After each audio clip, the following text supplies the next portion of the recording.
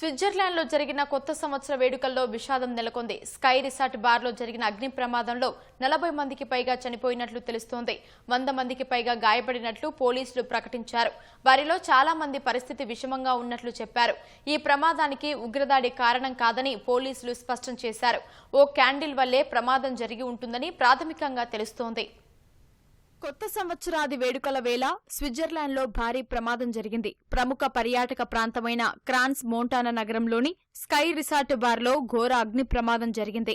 ఈ ఘటనలో గాయపడిన వారిని సమీపంలోని ఆసుపత్రులకు తరలించి చికిత్స అందిస్తున్నారు. ఈ ఘటనలో కాలిపోయిన మృతదేహాలను గుర్తించే ప్రక్రియ కొనసాగుతున్నట్లు అధికారులు తెలిపారు.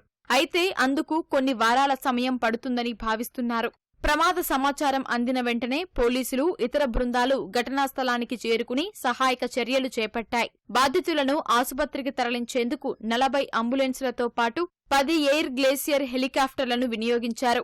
150 మంది అత్యవసర సిబ్బంది సహాయక చర్యల్లో పాల్గొన్నారు.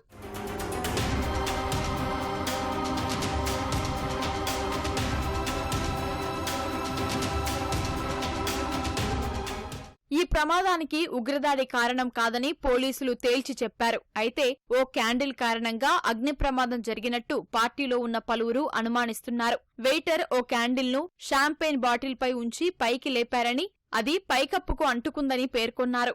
ఆ తర్వాతనే ఒక్కసారిగా మంటలు చెలరేగాయని, పారిపోయేందుకు చాలా మంది యత్నించినా ఇరుకైన దారి కారణంగా మరణాల సంఖ్య పెరిగిందని పేర్కొన్నారు. అయితే విచారణ తర్వాతనే స్పష్టమైన కారణం తెలుస్తుందని పోలీసులు తెలిపారు.